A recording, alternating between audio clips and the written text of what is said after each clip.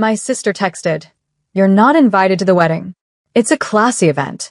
A second later, Mom reacted with a laughing emoji, the kind that doesn't laugh, it pokes. I typed one word back. Understood. Then I added, "I'll cancel the classy payments, too." Threads appeared, stopped, appeared again. Silence finally arrived dressed as confidence. "Hi, everyone, my name is Harper Lane, I'm 28. And if you think you know how this ends, stay tuned. Because I was raised to be the quiet sponsor, the girl with the reliable card and the short memory." The phone felt heavier than the mug in my other hand. My kitchen light hummed, a cheap halo over three things I could still control: coffee, oxygen, and math. I opened my banking app. There it was, the breadcrumb trail of class. Venue retainer, my card. Florist deposit, my card. Custom linens, tent lighting, vendor meals, even Mom's second phone line for coordination. I kept receipts the way other people kept souvenirs. A new text from my sister. "Don't be petty. It's just seating capacity." Capacity. Right. For years, they'd measured love by how much I could carry. I set the phone down and opened my laptop. Folder. Wedding. Contracts. Venue terms blinked back at me in 11-point times New Roman. Unromantic and perfect. Primary pair retains scheduling control. Auto charge of final balance. 10 a.m. Friday. Authorized user may revoke at any time. My cursor hovered over revoke authorization. The house stilled, refrigerator, street, breath, as if the walls were leaning in to watch. Mom pinged the thread with a confetti gif. My brother chimed in. "Don't make this weird, Harp. It's just not your audience." I looked at the word audience and felt my mouth tilt. They were right. I wasn't their audience. I was the investor. A calendar reminder popped up on my screen. Venue walkthrough in 24 hours. Host required. Host. That would be me. I clicked open the payment panel. The button glowed. Revoke. And then a new message slid across the top of my screen from an unfamiliar number. "Hi Harper, this is the venue manager. Quick question about who actually controls the date." The message sat on my screen like an unopened gift. "Hi Harper, this is the venue manager. Quick question about who actually controls the date." I stared at it for a full minute, steam curling from my coffee. Then I typed back. "That would be me. I'm the payer on file." 3 seconds later, her reply came. "Understood. We just needed confirmation. We've been contacted by your sister about upgrades, but those require your approval." I smiled, small and sharp. "Of course," I typed. "Hold all upgrades until further notice." And just like that, their glitter fountain froze mid-sparkle. By noon, Mom called, cheerful in tone, brittle underneath. "Sweetheart." The planner mentioned a little confusion. "No confusion," I said. "Just clarification." "Well, it's your sister's big day. Don't make her stress." "I'm not. I'm making her accountable." The silence after that sentence was its own applause. I spent the afternoon reviewing more contracts. The floral company, the caterer, the photographer, all under my billing address. Each one ended with the same sentence. Authorization may be revoked by account holder at any time. I wasn't sabotaging anything. I was simply logging out. By 5 p.m., my phone pinged again. "Harper, Mom's freaking out. The caterer says payments paused." "Correct," I typed back. "The event is paused until I'm treated like family, not a wallet." 10 minutes later, Mom sent one final text. "Stop being dramatic." I closed my phone, leaned back, and whispered to the empty kitchen. Dramatic is buying a $22,000 chandelier for a one-night dinner. Outside, rain began to tap the windows. The house felt quiet, not lonely, but ready. Tomorrow, I'd answer the venue manager's next question. "Do you intend to keep the date?" Yes, I thought, but not for them. The next morning, the city woke gray and polished, the kind of quiet that hums before something breaks. My phone blinked, a new email from the venue manager. "Ms. Lane, confirming your authority to either release or reassign the date. We have several inquiries pending for that weekend." I reread the words release or reassign, letting them settle like sugar in coffee.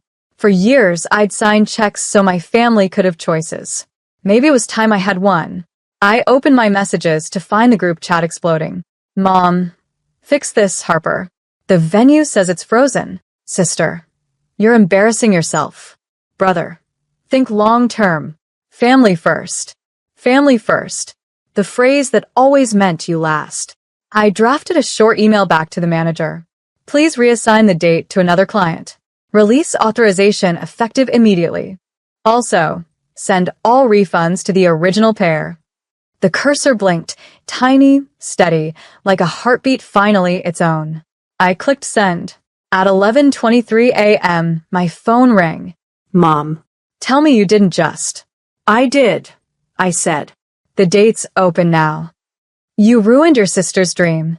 No, I said softly. You just found out who is financing it. For a moment, nothing but static. Then, you'll regret this, Harper. I already did. I whispered and hung up.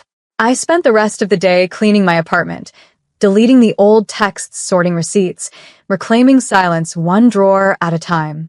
At sunset, the venue posted on Instagram.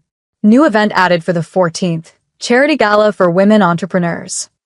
The photo showed the ballroom, the same one I'd booked, now glowing in gold light for a cause I actually believed in. I didn't ruin a wedding. I repurposed it.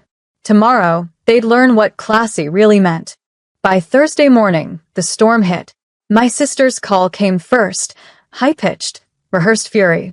You had no right to give away my venue. I didn't, I said calmly. I gave away my reservation. You were borrowing it. You're jealous, she spat. Of what? Love, attention. Of debt, I said. Definitely debt. She gasped like I'd slapped her through the phone. Then came Mom's voice in the background, muffled but sharp. Tell her she's cut off. I almost laughed. From what? My own money? By noon, the fallout went public. The venue posted behind-the-scenes photos of the upcoming gala. A few guests noticed in the comments that it was the same date as the Lane wedding. Screenshots traveled faster than apologies. Mom texted again. People are calling. You've humiliated us. Then stop giving them material, I replied. The truth is, humiliation wasn't new. It was just finally mutual. I took the afternoon off work and drove to the waterfront. The bay wind smelled like salt and second chances. Madison called while I watched the gulls dip into the gray water. They're saying you canceled the wedding out of spite. Then they're half right, I said. Spite is just a form of overdue honesty. Any guilt? None. I bought silence for years. I'm just collecting change. That night, I checked the charity gala site. Tickets sold out. My refund cleared. I donated half anonymously. The next morning, Mom sent one last text. Your grandfather heard about this. He's furious. I smiled at the screen. Grandpa funded the family's first house. I funded their illusion. Maybe we were finally even. Tomorrow was supposed to be rehearsal dinner. I had other plans. Friday evening arrived like a dress rehearsal for regret. From my balcony, I could see the lights of the country club glittering across the hill, desperate little stars clinging to a sky that had already moved on. My phone rang again. Grandpa. He never called without reason. Harper, he said, his voice slow and sandpapered with age. Your mother's crying. Says you ruined everything. I waited for the scolding, the sigh. But then he added, about time someone did. That broke the stillness. She used you, kiddo, he said. You've been paying for their class since college. I told her entitlement always sends an invoice. I smiled. It finally got delivered. He chuckled softly. Good. Let her sign for it. After we hung up, I poured a glass of wine and scrolled through social media. My sister's posts were frantic, cropped photos, cryptic captions. Some things money can't buy.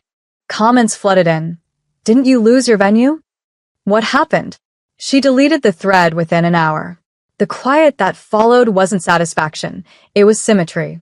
Around 10, a message from an unknown number appeared. You think this makes you better? You made a fool of us. I didn't need to ask who it was. I typed back. No. I just stopped financing your version of me. Then I blocked the number and stepped outside.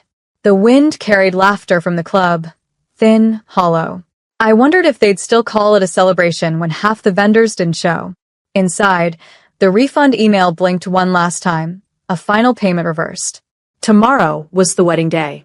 For them, it would be chaos. For me, it would be freedom, quiet, deliberate, and long overdue. Saturday, their wedding day, dawned bright and brittle, sunlight so sharp it made the city look overexposed. I wasn't invited, but my notifications told the story for me. Posts, tags, panicked edits, ceremony delayed. Vendors missing, bride in tears. I brewed my coffee slowly. Every pour was deliberate. For once, I wasn't racing to fix a crisis someone else created. Madison called mid-morning. "It's chaos," she said, barely containing her grin. The caterer left. The photographer walked. Your sister's screaming at volunteers. I sat on the couch, watching sunlight crawl across the rug. That sounds expensive. You're trending again, Madison added. They're calling you the classy sister. I laughed. That's irony paying rent. By noon, my sister's fiancé called from an unknown number. Harper, be reasonable. She's devastated. About what? The vendors. The guests. The consequences, I said quietly. You can't punish her on her wedding day. I didn't, I replied. I just stopped protecting her from herself. After the call, I drove past the venue, not to gloat, just to see the aftermath. Balloons sagged in the heat. Guests stood outside checking their phones. Through the glass, I saw my sister clutching her bouquet like a lifeline, Mom whispering behind her hand, faces tight with disbelief. And then, through the blur of sunlight, Grandpa appeared beside them. He wasn't scolding. He was walking out. Alone. I parked, stepped out quietly, and nodded as he passed. You were right, he said under his breath. Class isn't about chandeliers. No, I said softly. It's about consequences. That evening, I donated the last of the refund to a women's shelter in my sister's name. Anonymous, of course. The wedding ended before sunset. The marriage, well, that wasn't my problem. Tomorrow, I'd send one final message. Sunday morning came wrapped in the kind of silence money can't buy. No phone calls. No alarms. No family chaos humming through my walls. Just coffee, sunlight, and a house that finally felt like mine again. The first notification arrived around 10, a tagged post. My sister had uploaded a single black and white photo, her bouquet tossed aside on the floor, captioned, "Every lesson has a cost." It had barely 50 likes. For her, that was extinction. I scrolled through the comments. Some sympathetic, most curious, a few cutting. One read, "She shouldn't have used her sister." Another, "Classy people pay their bills." I didn't click like. I didn't need to. At noon, Mom called again, her voice paper thin. You proved your point. Are you happy now? No, I said gently. Just balance. She sighed. We're family, Harper. Exactly why I kept records, I said and hung up. That afternoon, Grandpa stopped by unannounced, carrying a small envelope. Inside was a check, made out to me, for the exact amount of the wedding's original budget. I took it from their inheritance, he said. Figured it might as well go to the only person who knows what integrity costs. I don't need it, I told him. I know, he said. That's why it's yours.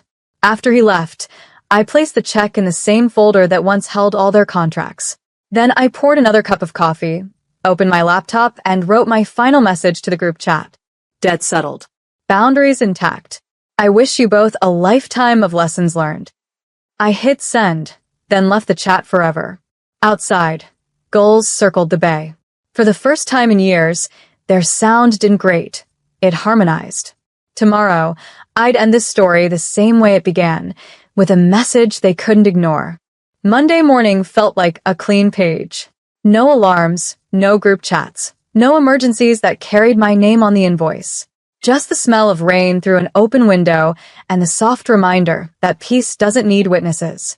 I brewed my coffee and composed one last message, not to them but to myself. A simple note saved in my drafts. Remember this silence. You earned it. Then I opened my email. The charity gala I'd reassigned the venue to had sent a thank you letter.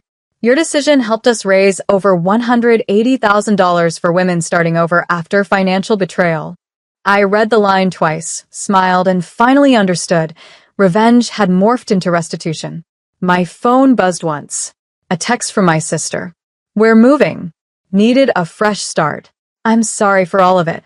3 dots blinked, then nothing. No excuses, no manipulation, just space. I typed back. Start fresh.